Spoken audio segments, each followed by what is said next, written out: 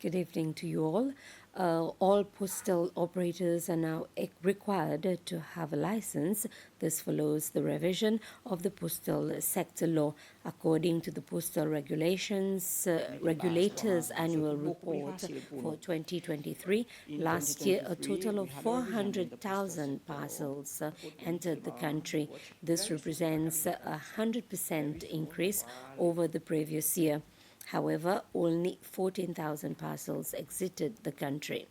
The Chief Executive Officer of the Postal Regulator, Mr. Nedi Padayashi, gave these figures to the media during a press conference at the Department of Trade this morning.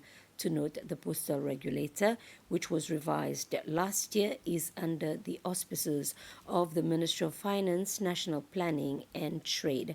Mr. Padayashi also talked about the body's strategic plan for the next 2 years.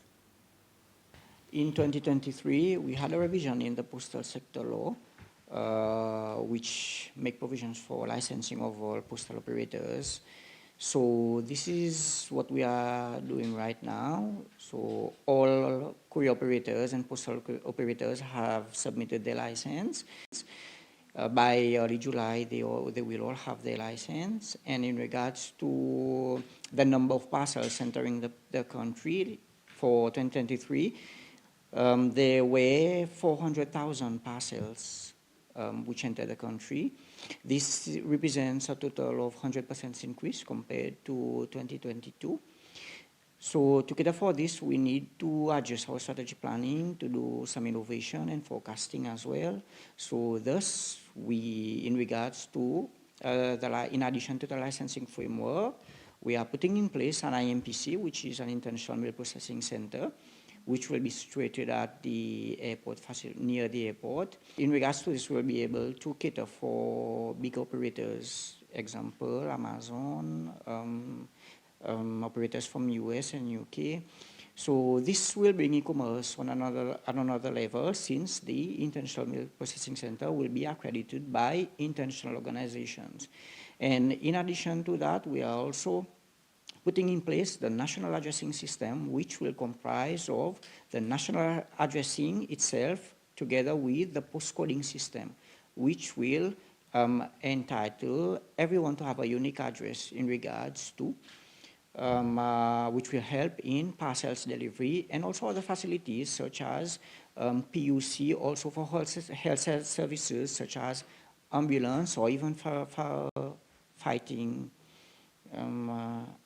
systems. The prosecution is at its second witness in the murder case against Carlos Cafrin. Cafrin is charged of having murdered a 3-year-old girl in May last year after reporting to the English River Clinic, with the deceased not responding. Police records state he was in a relationship with the mother of the deceased. Both witnesses are police officers, the first producing photos including the deceased body and the second one producing the specimen that she collected in the case. The minister responsible for tourism, Sylvestre Radegon, has met members of the Omnibus Interim Association to discuss several issues affecting and restricting their businesses. They also discussed ways they can further contribute in the tourism industry.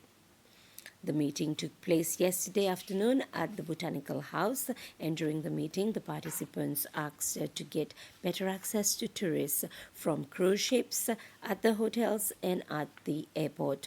Tourism Principal Secretary Shirin Francis says these issues need to be discussed further in the interest of all stakeholders.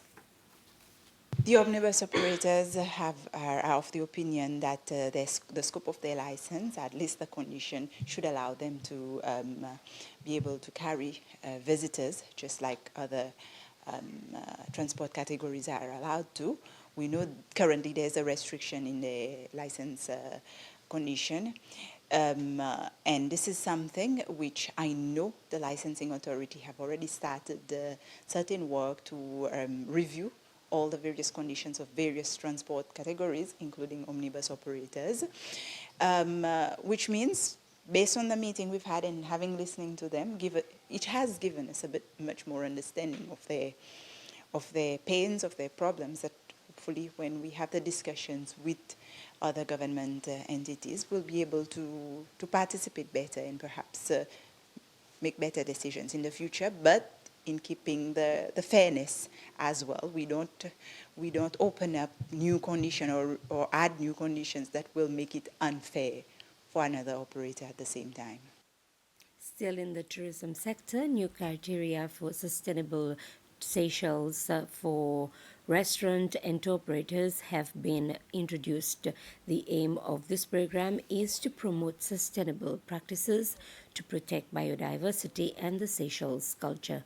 These criteria include minimizing waste generated during tour and operations, contribution towards local conservation efforts and biodiversity protection, ensure fair treatment, and provide sustainability training. Mrs. Sharon Francis said that implementing sustainable practices will provide awards for level of recognition and certification for tour operators and restaurants. The certificate will be valid for a period of 2 years, and the tour operators and restaurants will be reassessed to ensure ongoing compliance. 50 giant tortoises weighing from 1.4 to 13.8 kilograms have been transferred to Arid Island. The tortoises are a donation from a tortoise breeder on Mahé. In all, there are now 60 tortoises on Arid Island. The first group of 10 from Frigate was brought to Arid in 2018, and before transported last Friday, the 50 tortoises were evaluated by officers of the Indian Ocean Tortoise Alliance to see if they were fit to be transported to Arid. Upon arrival on Arid, they were microchipped for better monitoring and placed in a pen under observation. For this tortoise translocation project, we just moved 50 tortoises to Arid. There had already been 10 tortoises that had been moved previously in 2018. We'd only done 10 in 2018 to make sure that they didn't have any negative adverse impacts on the ecosystems. You know, Arid is a bird island, has a lot of birds on it, so we wanted to ensure that the tortoises were not going to have a negative impact on the bird populations. From the 10 that's already on the island, we've actually seen positive benefits in sea dispersal and stuff, so hence we've made the decision that we'll introduce more.